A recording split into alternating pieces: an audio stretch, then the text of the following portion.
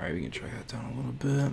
All right. So what is going on, everybody? Welcome to another episode here. Today, I am with Jeremy Gordon, who is another MIA Japanese learner, so we're going to chat a little bit about that. Jeremy, if you want to do any kind of introduction or anything, feel free, and then we can get started. Yeah. So basically, I'm pretty much in a similar spot as you are. I think I'm 30 years old, but for the past several years, I've been on and off with Japanese. I first kind of got interested in Japan when I was probably 5 years old. I had a teacher from Japan that was just teaching us about her culture and everything. Mm-hmm. That got me kind of interested. And then in high school, when I was 17, I learned hiragana, and we used textbooks and everything, and kind of learned the super really basic grammar, kore wa pen desu and things like that. But I never really did immersion. I would watch Japanese with subtitles and stuff. Over the years, I then eventually learned katakana because I would keep being on and off with it. I tried Duolingo, I tried all that stuff. And then maybe 4 years ago is when I first saw AJAT, all Japanese all the time, and then I saw Matt versus Japan's channel, and that really computer up, it automatically logs to a it's offline again. Come on, man. It automatically logs into a much slower Wi-Fi. All right. Okay. Yeah. live? Yeah, it's back now. Sorry. I've got to get better about that. And anytime I log on to my computer, it automatically connects me to a slower router. My router has two outputs, and it always connects me to the slower one. I don't know why. So anyway, so you got into it, and so you saw guys like Matt versus Japan and the AJAT method and stuff, and so you started taking along that. So I feel like you're kind of in the same boat as me. Also, I'm going to tell everybody this right off the beginning. I'm going to start these podcasts. I'm going to start doing for about an hour and 15 minutes or so, and that way, you guys get some content, but also that way I can still get I want to sacrifice a little bit of podcast time for additional immersion time in my studies. So, and I think that'll be better in the long run for you guys, not to have to sit through 2 hours or whatever, if you're listening to it later. And you can pack a whole lot of good information in an hour. So, but I feel like you might be in the same position me as to where you kept looking for these, the idea of Duolingo, right? 5 minutes a day, whatever. And you're thinking oh, this is great. Because I think what kind of turns people away from the Matt versus Japan, which Matt's in, I don't know if he's still in here, but he did comment in here. He joined for a second. But I think what turns people away from in the beginning, whether it be AJAT or Matt versus Japan or some of these other people, is that they don't pull punches, and they're not promising you any kind of false nature, right? Right out of the gate, they come swinging with, this is what it's going to take. We're not promising you you're going to be fluent in 3 months and you're going to have great conversations. Even on the MIA website, it says if you study, I think it was... I think Matt had 5 hours of active immersion and 5 hours of passive immersion a day. It would take you around 2 years to a confident fluency. And so it's not this false, I'm going to study it for 3 months and I'm going to be good to go. But I think after people waste so much time, myself included, you eventually start to look at this guy and think, man, if I would have just done that from the beginning, I would be at that 2 years now. So exactly. Feels like you wasted so much time. That's how it feels sometimes. No, man, I've been studying since 2009, and it is terrible, man. Because I'm 32. So yeah, we're right around the same age. But so were you off and on, or were you consistently studying Duolingo for that time? Well, so when I started in 2009, I got Rosetta Stone for Japanese, and I know that people hate on it, but I think it's actually, it did what it was supposed to do. It taught me some stuff. It actually helped me with learning hiragana a little. I know I talk about how I learned hiragana and using a couple of different things on my computer, but Rosetta Stone did help a lot. And I did that probably pretty religiously for, a couple of months. What ultimately turned me off of that was just the rigid nature of it. And I think that's what turns me off of a lot of programs, and I think that's why I've had an easier time sticking with MIA, is because the idea is learn from what you like. You know what I mean? Just watch the content. You know, it's not a like I hate going into Duolingo and they're like, today we're gonna learn about telling time, and I'm like, oh my god, dude, I have no interest in this at all. Like I Right, know it's that it's not interesting. important, but yeah, I have no interest in learning that. So, Hmm. what all have you tried? So before MIA, I know that you had mentioned Duolingo. What all have you tried in terms of learning before that? Mm, I did get Genki the textbook, but I think Mm-hmm. I only went through like one or two chapters of it because I was Mm-hmm. just like so bored. Duolingo, I tried. I took a class, like I said, in high school, and that was basically the same kind of thing you would find in Genki. I Mm-hmm. didn't get much further than like really basic stuff. What else did I try? I think I tried Memrise. They have like a couple decks. Yeah. It's almost like an SRS, I guess, but it's not probably spaced as well. Right. Um, let's Yeah, see I what struggle else. with memorize because I can't. That's what I Yeah. love that Anki shuts you off. Right, you study it. That's your spaced repetition. You see it. And memorize, Right. man, I keep going back and I'm like, let me just look over these words one more time. Hmm. And then Japanese from zero. Hmm. I know a lot of people kind of talk shit on that, and it's like I know the communities can be kind of divided, but honestly, I think like his free videos are really helpful for learning like as a beginner. Yeah, They're easy to watch and they're kind of fun to watch. So those yeah, helped me in the beginning. yeah. Well, I mean, even in my immersion study, like, I don't count it as immersion, but and I could probably, I don't know. I mean, I guess people would argue as to what would be more beneficial for my time, but I still watch like Japanese ammos with Misa and stuff like that because Same. I find that I don't know. There's like, for example, just hearing her talk about how in Japan you wouldn't say like if you wanted to say I want to go to or where is the station, you wouldn't say like Eki wa doko desu ka. You would say like what is it? Ikitain desu ga or Yeah, something. yeah, Right. ikitain desu ka. Like, and I was like, oh, okay, because it's more of like I want to go, but that grammar structure gives you the idea of I want to go, so I need help. Like, how do I get there because I want to go? Right. Just stuff like that I find really really helps me out. Hmm. Well, go ahead. Oh, and I was just gonna say, like, yeah, she definitely like shows you the more natural ways, I guess, like you're saying, Hmm. like, because it's like they both mean the same thing, kind of, but like one's just like the more natural and polite Yeah, way, I guess. yeah, Yeah. just some little like nuances that help, and that's like I kind of I I like the idea of grammar study in terms of a little bit just because of I don't know it's because like there's sometimes and it's motivating for me because there's sometimes where I've seen a grammar pattern like if I'm studying like because I do use Boompo a little bit for I found it way easier to kind of go through than I did take Is it him. an SRS at all? They do have an SRS system for Mm, like the grammar stuff, which is pretty cool. I considered that. And it's a lot smaller doses too, and I find it just easier to read through than take him, and it's not as textbooky if that makes sense. Mm. Um, Yeah, take him is kind of textbooky. It's like it's it's good info, but it's it's textbooky. super super hard to get into. So Mhm. I don't know. I like it because there's a couple of times where I've read a grammar pattern. I'm like, I've seen that a couple of times. That makes sense now, and it's like almost motivating. Right. That's why I feel like, like everyone says, the immersion is definitely the way to get into it first. I think, like, I agree with that because it's like once you've immersed for probably hundreds of hours and then you go back and look at TakeM, your brain has probably seen those patterns so many times. It's like, oh, okay, it's not as Yeah, difficult. But when you see it for the first time in TakeM, it's just like, what? yeah, yeah. Take him Yeah. is I like take him, but it's a little tough to get through. Jonathan Ferreira. Sorry if I'm sure I butchered that. How far has Jeremy progressed in Japanese? Right. So basically, like a year ago, I did recognition RTK. So I learned the most common thousand kanji or whatever, Mm-hmm. and then after that, I skimmed take him, and then I did Tango in five Mm-hmm. to get like the first thousand vocabulary, and then I did. I'm about to finish Tango in four because in this past year, like I've been more consistent than I've been in the past 10 years, but I have like stopped and started a couple of months, so that's why I'm just now to finishing Tango in four.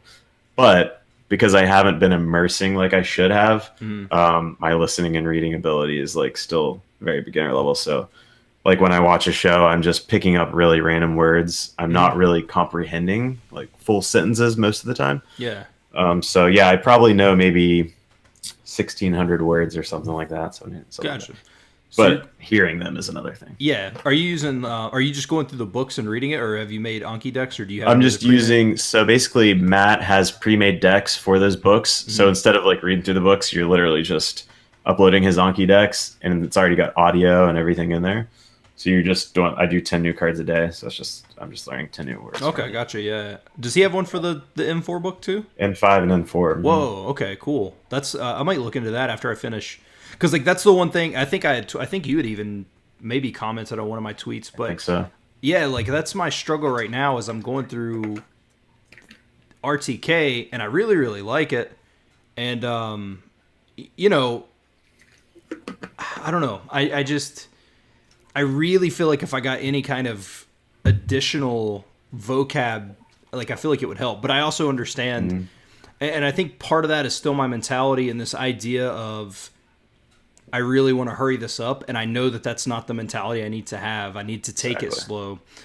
It's hard for me to do that. But I've grasped that for almost 2.5 months now, so I just need to continue to embrace that. I think the way you're doing it is honestly the way I wish I would have done it, because it's like you're doing immersion already, and it's like if I had started immersing every day for an hour back when I was doing, RTK, I would be so much further ahead by now. So yeah, I think you just need to like definitely put immersion as the top priority, and then I would recommend doing like N5, at least just the N5 book, just to get just to get your feet wet with vocabulary. That's like 1,000 really common words. Yeah.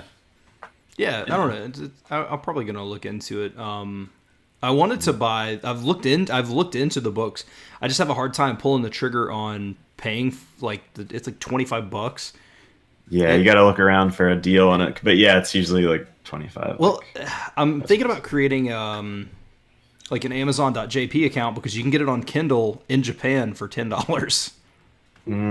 So It's probably worth it. Yeah. Because eventually you'll probably use that account to buy books. exactly. Anyway. So it's something. Let's see. Sup, G's man. Well, what path are you going for reading or listening? Watching anime, drama, etc. Also, NMLN for a good resource. What path are you going for? What path are you going for? Reading or So listening? maybe he means like, or whoever this, he or she, but maybe they mean like because Matt has talked about like domains, like there's everyday life stuff, there's sci-fi stuff, there's the news, I guess. Maybe they're referring to something like that. But as far as like my immersion sources, I try to split it up between reading and listening kind of evenly. But as far as what I watch and stuff, I kind of mix it up between like daily life dramas like Good Morning Call and things like Naruto. I don't want to get into stuff that's super sci-fi and super heavy fantasy because of the vocabulary, but I'm trying to like just stick with like daily life stuff. I like dramas and just anime. I got you. Yeah, it's I find it like and that's the thing I've been doing, just YouTube, because of just it's people speaking the way that they would That too, naturally yeah. speak, and I really enjoy that. And I try to I like using Link a lot, like Steve Kaufman's program, I've heard good things about that. and NML, it's kind of hit or miss. It never works for me. It's I've had it work sometimes, and sometimes it doesn't. But Just loads forever. I think I do want to start importing some of the screen, because I had even talked to Matt about this before about in terms of reading. He was talking about watch the show, then download the subtitles and kind of read through that, because your mind has like you've made that connection with what's being said in a picture. Right. And so I might try to do that. Maybe just an episode or two of like. Honestly, I may even do it with Erased. Like I really like Erased. I've watched it 2 or 3 times, and I love that show. I like that too, but I feel like I don't know if it was that show, but I think it was, where they use Kansai, Ben, like the Kansai dialect, and I'm not sure if that like matters a lot, but I feel like if I watch it and like learn a bunch of words, I'll just be like, I know a bunch. I guess in the end though, it doesn't really matter because Right. you can hear it all. But It's interesting. yeah, it wasn't the show. Yeah, I'll Yeah, have to check it is into in that. the Kansai region, like where the show takes place. So you'll hear like words for certain things, like "thank you" or "hey" or something, but they'll say it in like the Kansai dialect and stuff. Gotcha. That's a good thing to actually keep an eye out for because, Hmm. uh, I mean, it's something that you can, you may not know. Like I Right, but I, envision. huh? No, go ahead. I was just gonna say, I feel like at the end of the day, it doesn't matter though because it's all gonna be together, I guess. In the end of Yeah, the day. I guess it'd be like learning English and like English from the UK. Like some words are still Probably. different, but for the most part, you're probably all right. Of course, there's some Right. words I can't remember. I watched a video on YouTube a long time ago about some of the different words, man, and they said so, like even like I think like the word for like cucumber or something is like so vastly different. Are you talking about the Japanese dialects or like British English? British English, yeah. Oh, probably. I can't remember what it was though. Um, how has Jeremy kept us focused to stay committed to learning Japanese? Hey, what's up, Ashton? So, yeah, that's honestly probably one of the hardest things for me because, consistency is definitely the key. And I think that, you know, it's obvious because like I said, over the years, I've stopped and started, and it's because of, I think, focus issues and procrastinating and stuff. Hmm. So, um, I've tried to just sort of like get rid of habits and procrastinating and stuff like playing video games, trying to cut back on that. Hmm. But that's difficult. And so I'm kind of doing what you're doing, where it's like at least an hour a day of immersion, Yeah, because it's better to have at least something than nothing. right. But yeah, it's honestly the biggest struggle is just keeping the focus and yeah, committed to learning. So yeah. Um, but how have I tried to keep my focus? Just trying to play less video games. Try to. I guess you're kind of like also because I like to socialize sometimes, and you kind of have to sacrifice that even. So I Yeah, try to sacrifice social life a little bit more too. yeah, Um, yeah. I know that I don't remember if it was on the website or just a tweet that Matt had made a long time ago, but he had talked about when they had changed the name to MIA. He thought it was appropriate because by technicality, by doing that, you do go MIA from people. I don't know. oh I yeah, thought it was like a cool like I don't know, that's true. but I can't Very remember. true. It may have been on like it may have been on like one of the original mass immersion approach website. I don't remember exactly, but Right. I do remember reading that, and I thought that was a cool idea. But and that's honestly what I love about that over like AJAT and stuff. And I know that you take you can take stuff from both of them, but I love the idea that with with MIA, it's I mean you get in what you put you get out what you put in, and so Hmm. if I'm satisfied doing an hour to 2 hours a day, which I've stepped up. I actually have went through a thing recently where I've really wanted to step up, and so I have been doing much more than what I usually do. But I like the idea that I can make that sacrifice. I can say, you know what, I have got an hour and a half of immersion in today, and you know what, I'm gonna go hang out with a friend for a little bit versus watch another TV show because it's what you put in. And I don't have a deadline, right? Like if I was going to Japan Right. in 6 months, yeah, I would be spending 8 hours a day trying to just cram everything I could into my head. But my Right. deadline is just enjoy what I'm doing. Hmm. Yeah, I mean, for me, I feel like I don't have a deadline, but at the same time, I almost feel like I do because I feel like I'm putting a deadline on myself. Because I'm returning to Japan in like 9 or 10 months. So when I go back, I want to understand a lot more because it's even if I'm not speaking a lot, it's really still helpful to like understand what people are saying. Oh yeah. And it's like maybe I want to move there in a couple of years or something. So it's like really feel like I need to step it up. But yeah, because when I talked to Matt, he was saying how he hit the sweet spot, whereas he was understanding like a lot of his immersion, and it was like enjoyable and stuff. And he said that took him a year, and so that was him doing like 6 hours of active immersion a day, I think. Hmm. And so that if I'm going to do like 3 hours a day, which I feel like might be reasonable, it's like, well, okay, maybe it's going to take 2 years to get to where you understand like most of what you're hearing. Right. Um, Do you do a lot of but passive listening? Do you do a lot of passive? I feel like I do as much passive as I do active, and it's usually like I'll watch YouTube videos, like you said, and I work in the craft beer industry, and so it's like something that's relevant to my life. So I'll watch videos of people talking about that stuff. Hmm. And so it's like, since it's interesting, you're more engaged with it. You're paying more attention. And so then I'll just re-listen to those videos while I'm cooking or whatever. Yeah. Hmm. Yeah, I think ultimately I want to get to a level of passive immersion because, like, the thing is, if I put English on, you can't help but to understand it. Like, and that's where I want to get with Japanese. I want to get to where I can't help but to just understand what's being said, which I know that Right. is years down the road, but like I think that's ultimately the goal.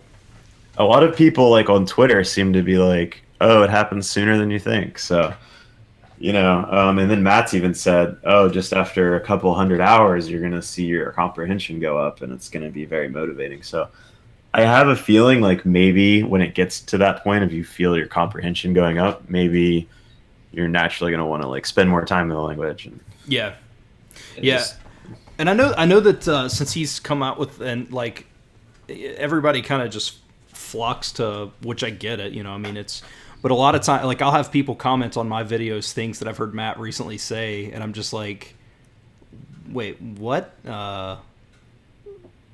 Like I get why you're saying that, but like you'll have people say it like it's the gospel, and like Matt has just tweeted it like an hour before, but like right. everybody's like the big thing now is, well, you don't get bored in your native language, and I'm like, yes, I know that he made that point. I don't need to.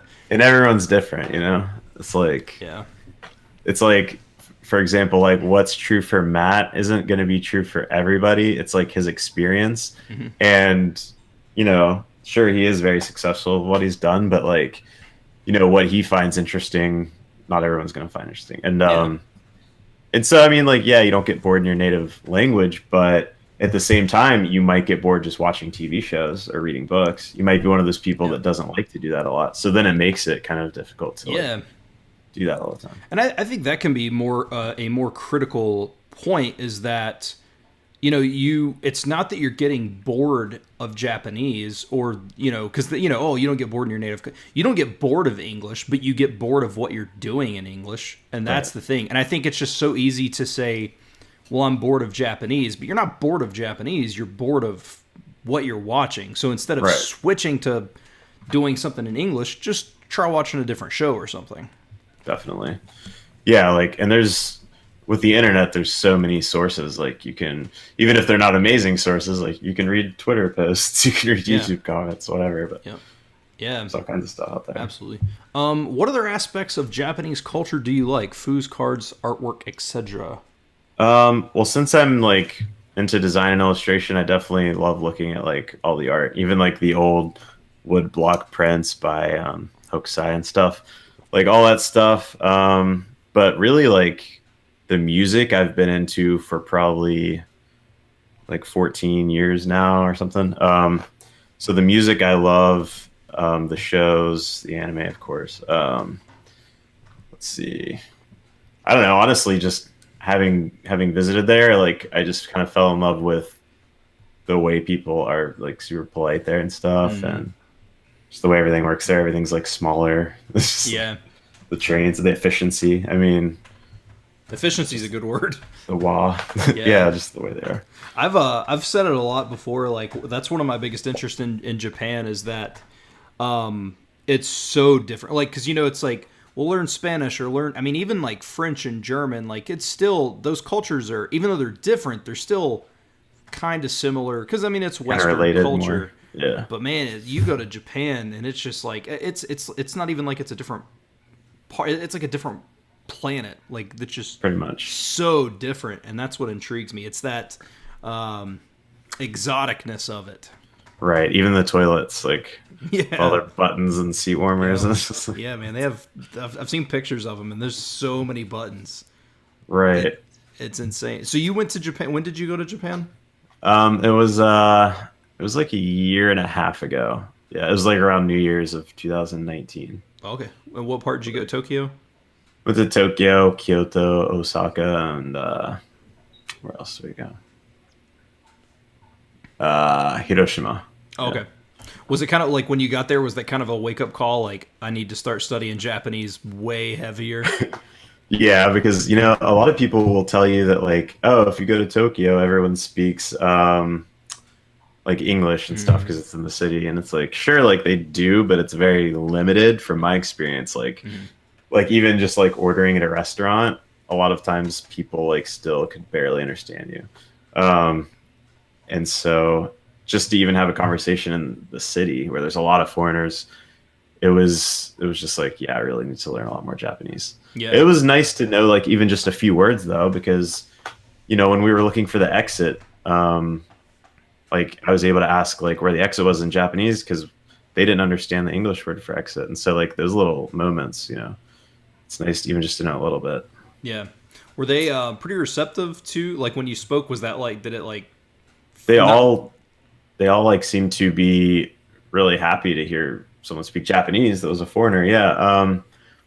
Like Osaka definitely felt different than Tokyo, but not in their sort of reception to it, but just like the way they kind of were. But let's see. Like I remember like being in a bar in Osaka and this person like didn't even speak any. I was trying to talk to this person, they didn't speak any English really. And so then there was another person there from like Sweden, and they spoke Japanese too, so they were like translating for me. And so it was interesting, but it seemed like half my conversations were just like half broken Japanese and English, and then half using Google Translate. Gotcha.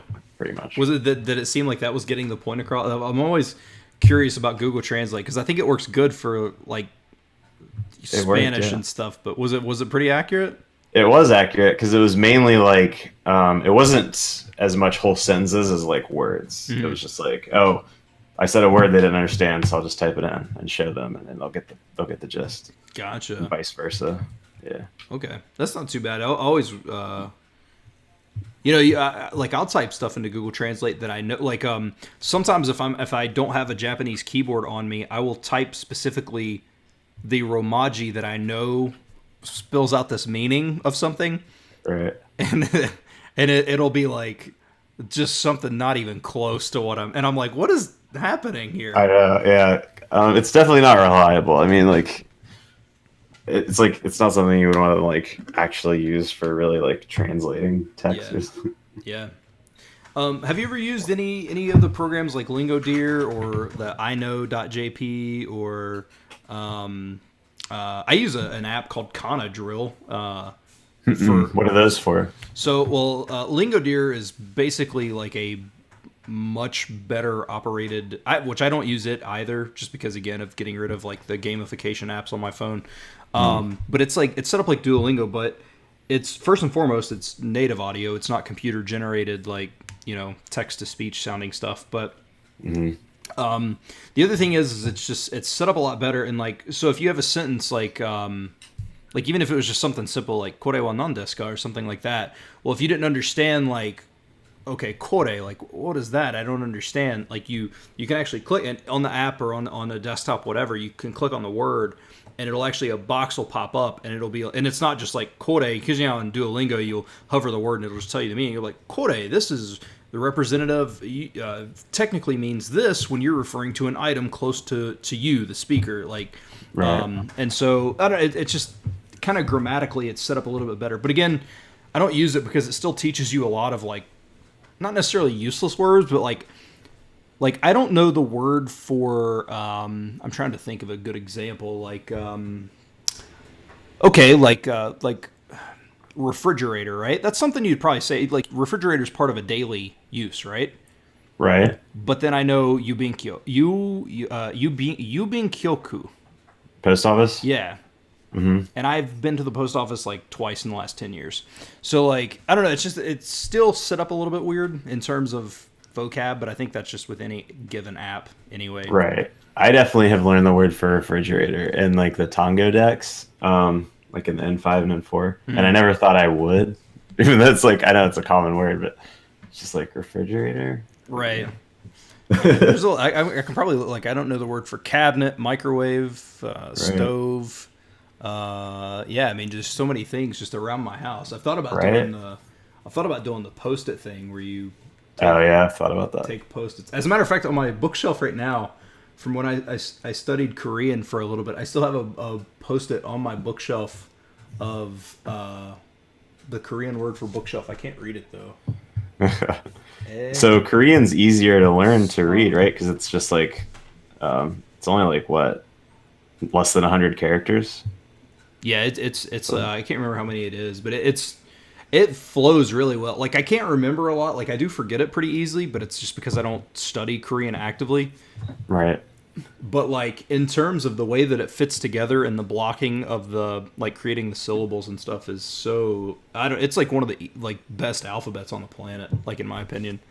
The problem is like for example, I even made that tweet the other day and I can't kao like for to Like to buy. buy, but Huh? if you use a different kanji, and I know that this has to do with pitch accent as well, so it's pronounced just a touch different. But if you use a Yeah. different kanji, it can mean like you have, like you're in possession of. And so in Korean, I don't think that they do that because I have a buddy that speaks Korean and Japanese, and he talked about how when you're reading it, a lot of times he'll get confused because the kanji, even though kanji is difficult, it can convey a meaning that just a standard syllable in Korean cannot. Right. Yeah, I've heard that once you, I don't know if you follow Japanese Gary Ben on Twitter. He always tweets like every day, really cool stuff. But I just recently so found him, the dude with the long hair. Or I don't yeah, know he's if he got still has long hair, YouTube but videos too. yeah, But yeah, he was talking about how, how useful kanji gets. Once you can really read it, then you can start to predict how words are read because you're so used to the readings, and then of course you might not even know the reading but understand what it means. Yeah, just because it's like pictographic. yeah, yeah. It's just getting across that wall in the beginning. Yeah, oh, man, it's so brutal. Because I think the other thing that's kind of daunting to me is, even though I'm exposing myself to all this kanji, I know that down the road while reading, I'm still gonna have to basically relearn them in terms of pronunciation and what they go with, and Yes. that's hard for me to think of. I know right now I'm literally just introducing myself to them and making them familiar to myself. But I also know that I'm going to have to basically relearn them all in terms of pronunciation and stuff. That's pretty much what I've been doing for the past 6 or 7 months, I feel like. But it's been interesting because when I started with the Tonga and 5 decks, Matt basically went through in the books they use hiragana, but Matt went through and put kanji in. So I, it's jarring when you first go from RTK to like trying to read kanji because you're just like, whoa. It's like you're. I know they always talk about like T1 or I+1, and where it's like you're learning one new piece of information, but when you're learning a reading plus a meaning, it feels like I+2 or something. So so I started putting furigana on the kanji because I was like, well, now I can read it. But I realized that was maybe a mistake. I don't know if like it would have been quicker to not do that, because now what I'm doing is I'm going through and as I review, I'm taking furigana off my kanji. Yeah. And I'm just failing it if I don't know it until it sticks, or then you just delete it. But I find furigana is really helpful, but I also find that myself, I use it as a crutch. it's definitely, it can be a crutch, yeah. Because if it's there, I a lot of times don't even look at the kanji, which is not what the point of it is. Right, your peripheral vision picks it up, and you're like, I know it, and you might not actually know it. Yeah. Yeah, so like, and because I've been reading like with furigana for a while now, the more like interesting kanji, the ones that are more relevant to me, I guess, like those stick pretty well. But some of them I have to go, and when I delete the furigana, I fail the card, and then when I see it again, though, it'll be easier than learning it for the first time. Yeah. So it'll be like, so that's the way I did it, but I don't know if that's the best way. When you're doing SRS, and let's say you come across a sentence in the Tango decks, right? And let's say, I don't know how it's set up, but if it's set up for reading and you read the card, let's say you know what the sentence means, but you just don't happen to you still can't recognize that kanji. Do you fail that card because you can't recognize the kanji even though you understand the sentence, or do you pass it because you understand the sentence? You fail it. According to like what I think Matt said was something along the lines of, because I think I had asked this question in one of his Q&As, and it was like, at least the Tonga cards are set up for reading, so it's like you're, but you could reverse it if you wanted to focus just on listening, I guess. But yeah, if you can't read it, then you fail it because you're gonna be able to hear it like in your immersion and stuff. Hmm. But the cards are really like to help you be able to read kanji too. So it's like if you can't read that, Hmm. then I would definitely fail it. Still felt it. Unless it's a listening card, then it's maybe. Yeah. It makes sense, and I definitely get the idea of the importance of like learning to read, but I still do struggle with the idea of I'm learning to read and I don't really read in English. But I also but I understand why at the same time. You know what I mean? Like it's, Right. and I think if I liked reading, I would have a lot easier time because I would just naturally be reading more. But I don't read a lot. Right, and a lot of people start out with like reading subtitles in the shows, which to me it's kind of jarring because they go by so quick. And I know you're like supposed to pause if you see something you recognize, but they're so like quick, and it's kind of like I feel like I'd rather read manga to get into reading or read like short little articles online or something. Yeah. But yeah, reading's tough. But I think honestly, the best advice I would have from my limited experience is just like to take your time with it and like gradually get into just learning the readings of the kanji as you're learning sentences, and then just take it step by step instead of like trying to be like I need to read books like already. Yeah. You know? Yeah, I think a lot of times we get too ahead of ourselves because, like, I like right from the beginning, I was like, I want to read light novels, and I was like, dude, Oh, yeah. you can't read 4 kanji. What are you trying to read a light novel for? Like, Right. let's take it and and that it's just something I don't even know why I want to read them. I've just heard so many people talk about light novels; it's just ingrained in my head. Like, that's something I should probably read. Right. I definitely want to try reading light novels. I don't know if I'll be into it or not, but I definitely want to try it. I definitely have like probably, I don't know, 5 or 10 volumes of manga like just sitting on my floor that I definitely want to read. But yeah, like some people probably read like graded readers and children's books and things because they're easy, but I feel like I couldn't read stuff that's not really interesting. You know what I mean? So Yeah. I'm not gonna go that route. Yeah, no, it's you definitely, and that's I had talked to somebody before about how like I was trying to read stuff from like NHK Easy News, but like I hate the news, so like Exactly. what was I doing? But then they do have stuff for like sports and stuff like that, so I might try to maybe try to read some stuff. And then I also thought I never checked, but like again, I've mentioned a million times I'm a massive wrestling fan, so I may try to see if like New Japan's website has like surely they have like a blog or something that I could just read because it would interest me. Yeah, so honestly, sometimes when I'm doing Tango decks, what I'll do is I'll see a kanji that I don't really know that well, and I'll be like, let me look up pictures in Google Images, and maybe that'll help me like just visualize it more. But the interesting thing is like when you click on those images, they take you to websites that are relevant to that thing. So you could probably just like, and I've found some interesting websites like this, but you could just type in like different wrestling terms, Google image search them, and then just look for like random pages. You'd probably find some interesting stuff like that too. Yeah, that's a good idea too, because I think it would be easier for me to read stuff like that. Right. Let me see. Kleptomanta says I was kind of opposed to using subs for a while because it felt like I'd rather just read manga, but I'd barely actually end up reading manga. Wish I'd have gone with subs earlier. Yeah, I've tried, but because the thing is, when I'm watching TV, and if the subtitles are on and I have to pause, it takes me out of what's happening in the show. But I guess this is where you can watch the show, know what's happening, and then maybe go through again and slow it down to try and read each subtitle to see, where, because it's what I've done. I've done that in Spanish before, but in Spanish, it's the Latin alphabet, so it's incredibly easy. You can read that. It's hard to do that with Japanese. Definitely. And I think you'll probably have more success with it as you go through, like, if you go through Tango decks, or once you start going through reading kanji and vocabulary and stuff, because you'll just get more used to seeing, like, the kanji and relating the readings to them and stuff. But, did you just do the 1,000 RTK cards? yeah, the recognition. Recognition. Mass recognition deck, yeah. Because there's like a second deck that actually goes up to the 2,200, isn't there? Right, I didn't. His new deck, I did not do. But so there's the traditional RTK, which is probably what you're talking about.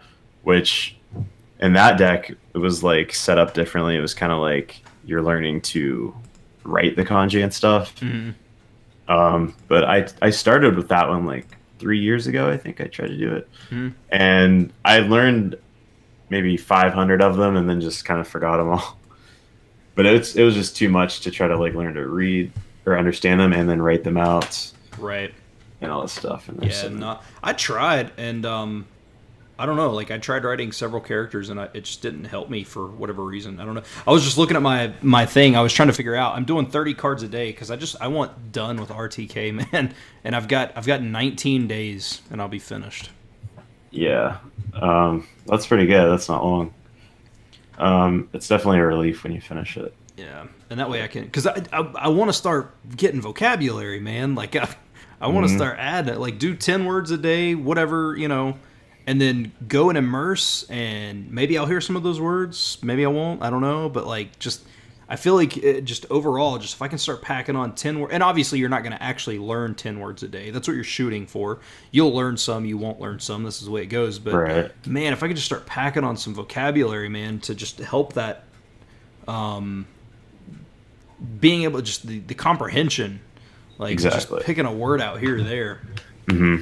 And honestly, when you go through Takim, in the first like, I don't know, maybe 10 lessons, after you've gone through like just 10 lessons in Takim, like the sub lessons, you'll start to see like a lot of the same words and the readings for those words. And so you'll just even learn those words from Takim, and you'll keep seeing those a lot.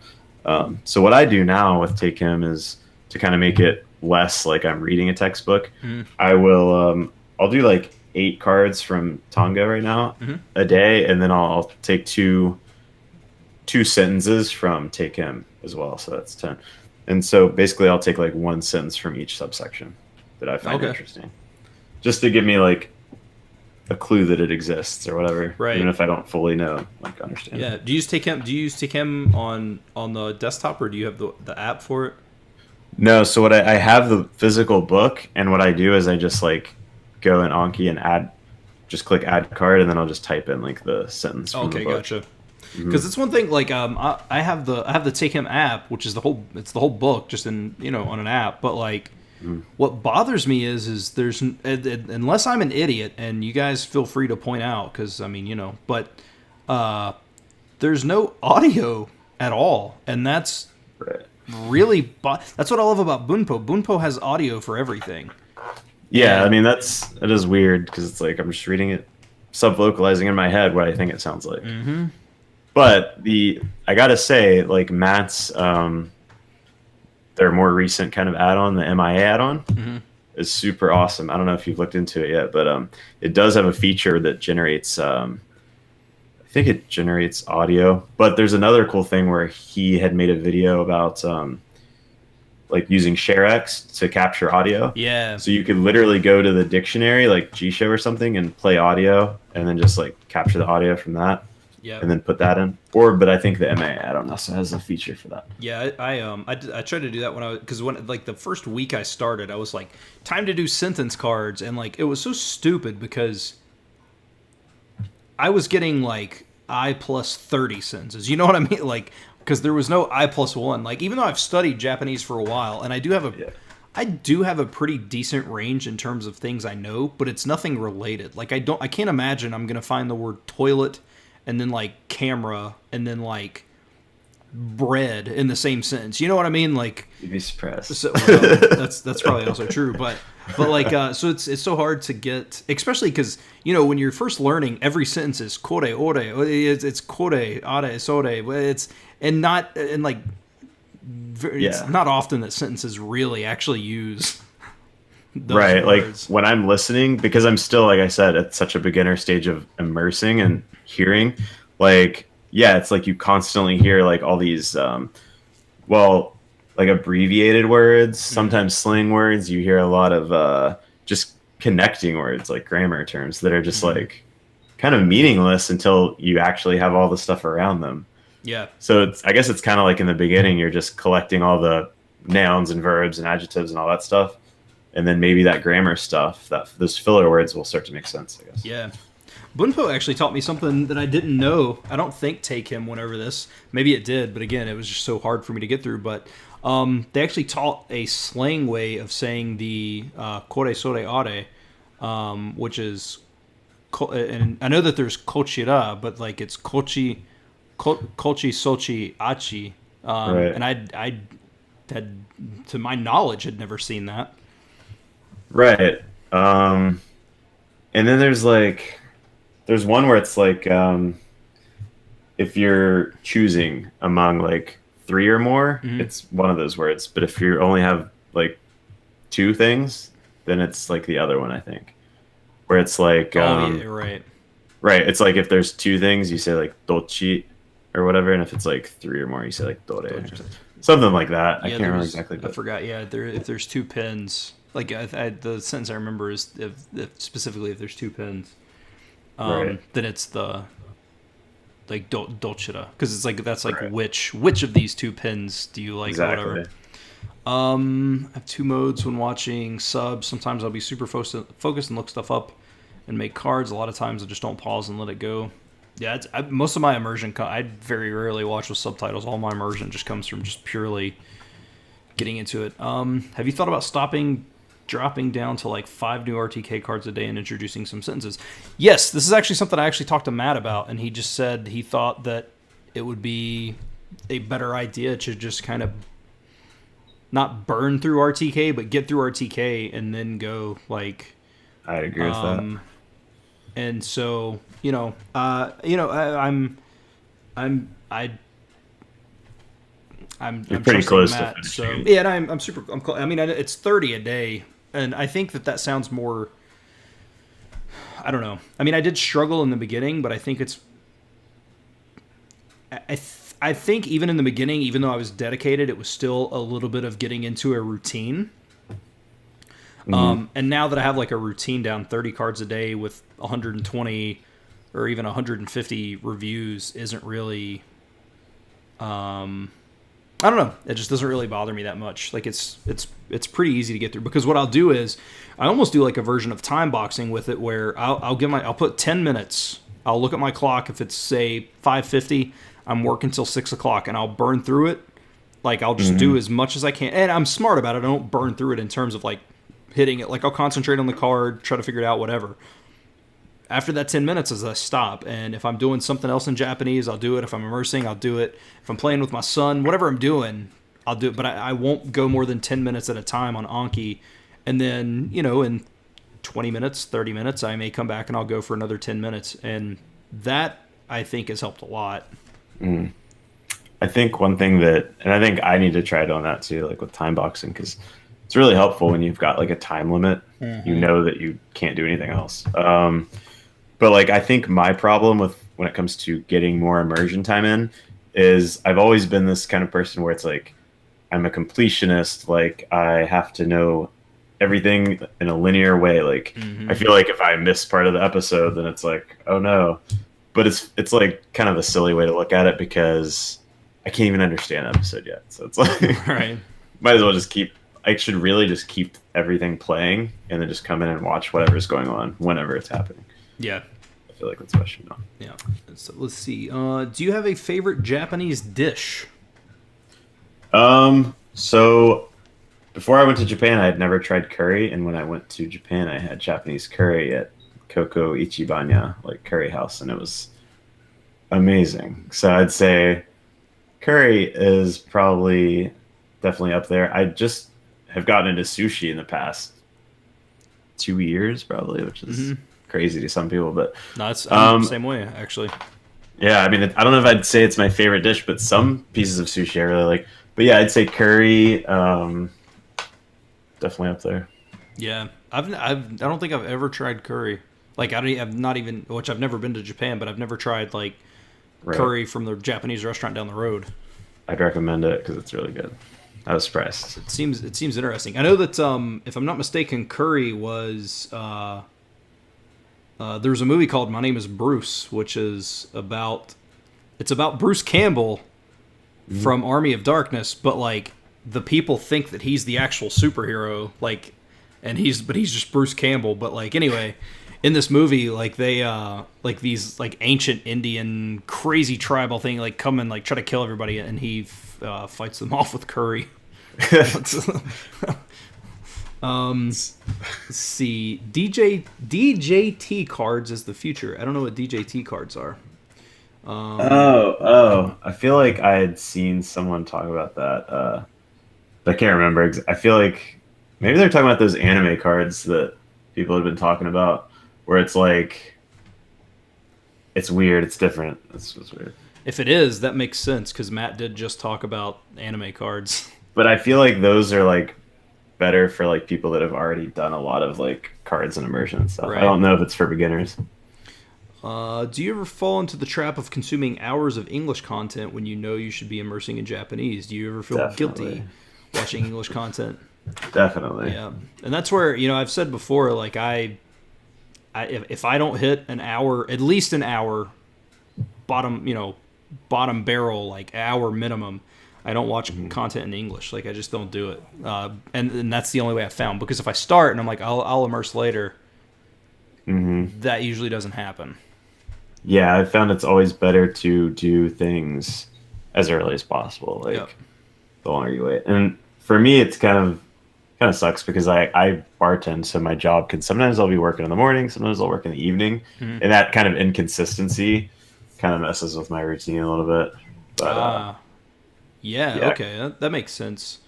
Because if you go to work early and then you like didn't have time to do your reviews or something, and then you do them later, and then you have less time to immerse, and it's just weird.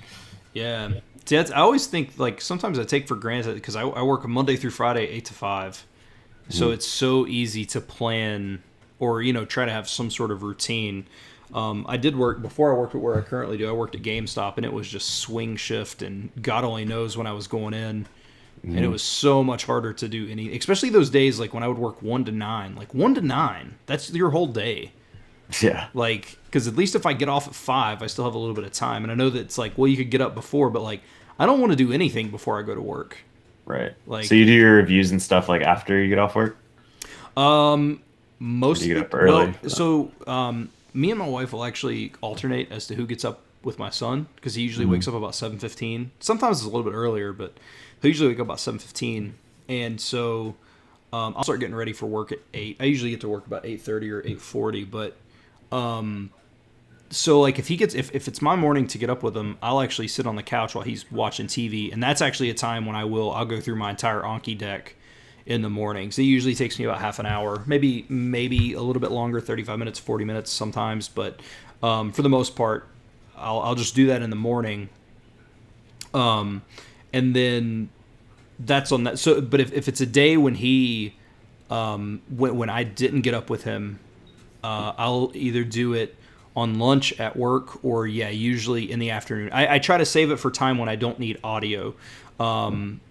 Like a lot of times it'll be as I'm going to sleep, which I know there's people who probably would disagree or agree with that, but disagree or agree with that. But, because the thing is like, for example, on lunch, I try not to do it all out on lunch. Sometimes I will, but like at lunch, that's a perfect time to get additional hearing in. Whether I'm studying, whatever I'm doing, it needs to have audio because that's additional time I can hear it. At night, now I can wear headphones, obviously, but if I'm going to sleep or something, falling asleep with headphones in is pretty miserable. But like, I can just do those Anki cards, and I don't have to worry about audio because they're not audio cards. It's just the pictures of the cards. So right.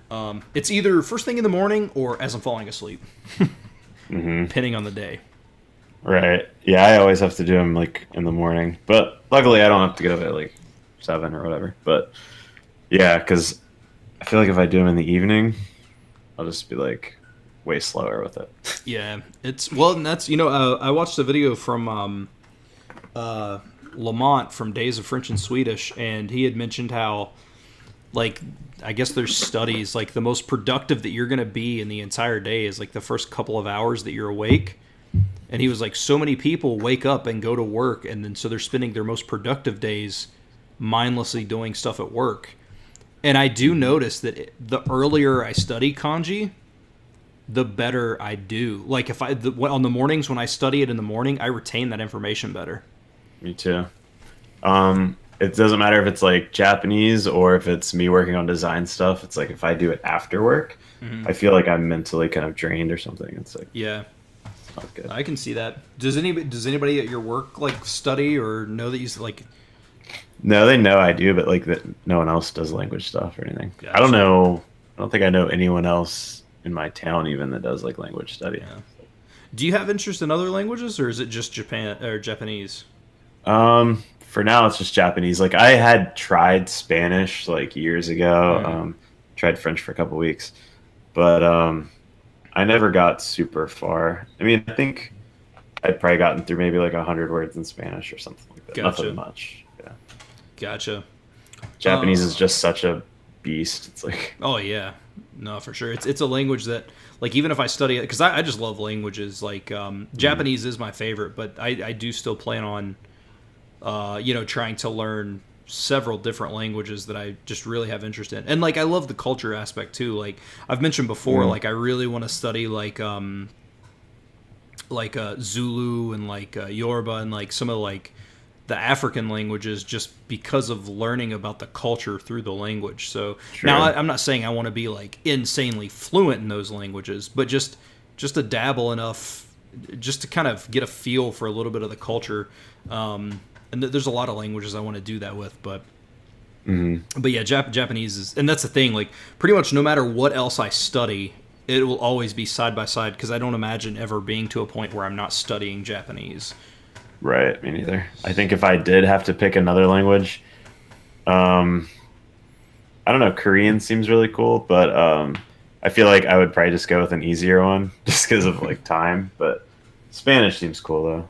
Yeah, no, like Spanish is something I really need to work on, because, like I said, I took a test. I took a B1 certification test and I passed it, but it shows how useless tests are because I can't really speak it.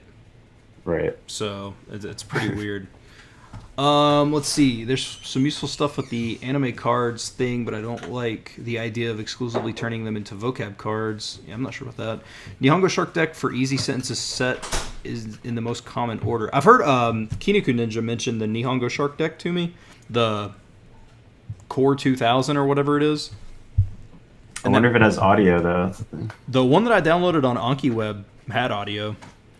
It had because like I'm not doing the deck, but like it's kind of one of those things where I'm kind of like looking forward a little bit, so I wanted to kind of get my bearings together about what I was going to be looking into, and it did have, because it'll actually have, it's actually four or 5,000 notes, because it's the card, so it'll be like sore, and then it'll be the next card will be sore in a sentence, Right. and it's got audio for each one, which is pretty cool.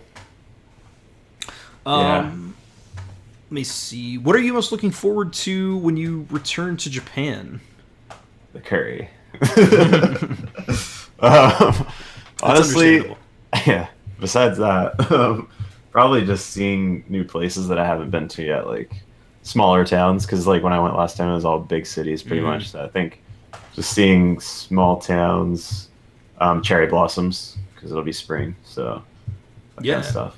I want to go. One of my big goals is to go to Sapporo to drink Sapporo or Sapporo. I guess. Yeah, I would like to visit northern Japan. I don't know if we're going to or not, but yeah, it would be cool to see like that whole area up there. Yeah, I think it would be pretty cool. Let me see. If I could understand more than 88%, how much immersion I still need to reach fluency if I keep immersing 5 hours active per listening day. I don't know. I mean, So if you understand like 88%, I mean, at yeah, 88 according, huh? I was going to say at 88%, it's not that you're. I would say if you understand 88% of what is being said to you, you would be able to consider yourself fluent in terms of comprehension anyway. Yeah, and according to like things I've heard from Matt's experiences and stuff, I think he said like, once you're up at like 80 to 90%, of course it's diminishing returns after that, and it's like all the words are going to probably start being a lot less common. So it's probably going to take another, I don't know, maybe like a year to like get that last 10% because they're so uncommon and stuff. But Yeah, it's one of those things where it might take you a year to get from 0 to 90%, and then from 90 to 100. Which I don't know if you'd ever be 100. You're not even 100 in English, so you're 99.9 repeating, but there's still that occasional word. But I mean, it's probably the same amount of time that took you to get from 0 to 90. Right. But I feel like also if you could understand that much, you'd be like really engaged with the language and have no problem like Yeah, spending that time with it. So yeah, that's true too. Let me see. Undisputed Philosophy has yeah. So he's talking about the Nihongo Shark Deck has audio, very beginner friendly. Go to Chichibu, Japan. Yeah, I might have to look into that. I feel like someone else might have said that, unless it was that person. I've never heard of Chichibu. What is your so you talked about potentially moving to Japan, like that was like what is your kind of end goal with Um, that? well, as far as end goal, like I think my end goal in terms of my career goal in life in general is to be a designer and an artist. Mhm. Whether in a studio or freelance, I don't know yet. But as far as using the language, I think a lot of people, they'll teach English to get their visa into the country. Mhm. And so I would probably start out doing that. And if I could get to fluency in Japanese, I think it would be fun to like teach online, like English lessons online or in person, and then Yeah, stuff like that. Because I feel like if you're fluent in both languages, um, you're just going to be a better teacher because you can explain it easier. yeah, Whereas a lot of teachers over there, they don't speak Japanese like fully. So right.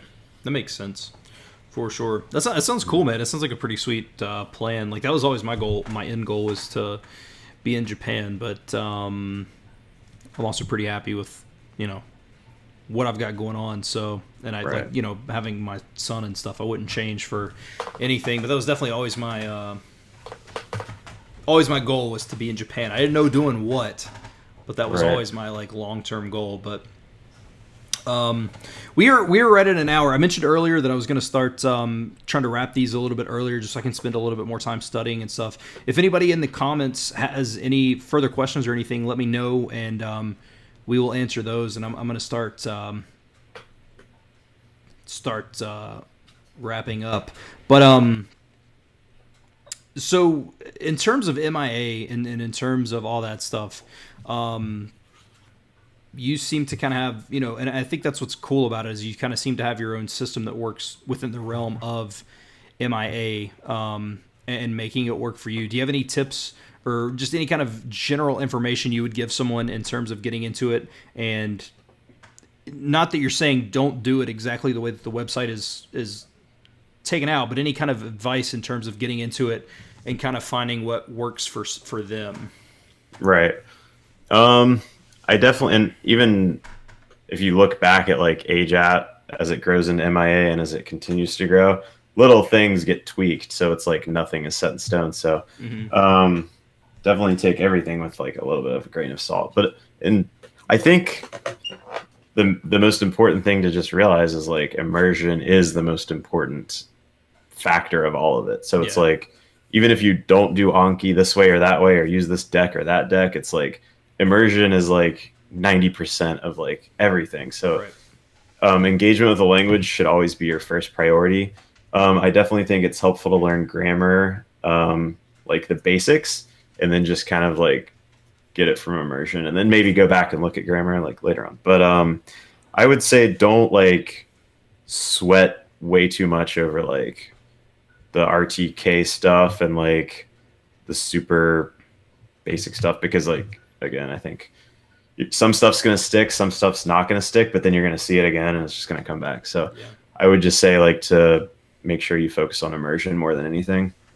Yeah, that's my advice. Makes sense. In terms of sticking, man, the analogy that I kind of came up with was, when I first started my job, I didn't know what I was doing, and I was trained. And 7 years later, I can do it without even a thought. And It's just because of doing it over and over and seeing what I'm doing over and over and over. So it's just kind of that process. So, well, listen, man, I appreciate you jumping on. I love talking to other people doing the same thing that I'm doing, because anytime I can hear any kind of, and I think anybody doing MIA or whatever, hearing just another take on how somebody does it can always kind of open eyes to maybe a different way to do something or a different way to try something if they're having struggles. So I appreciate you jumping on. Anybody watching, I left Jeremy's information in the comments, in the description below. I have his YouTube channel, his Twitter, and his Instagram. So go check out his stuff. You actually just released a video not too long ago, didn't you? Like some sort of like an MIA update video. I know I watched it, but I don't remember. I released one where I talked to Matt. That was my latest one, I think. The thing from your consultation. And an update video was before that. Yeah. That's right. So go check that out and support Jeremy and everything. And thanks everybody for watching. I hope you enjoyed. Jeremy, do you have any kind of closing statements or anything for anybody? Just thanks for having me on, and hopefully we can talk again in the future when we're at an even higher level. Yeah, that would be awesome, man. So, well, cool. Thanks everybody for watching. I hope you enjoyed, and I will see you all in the next stream.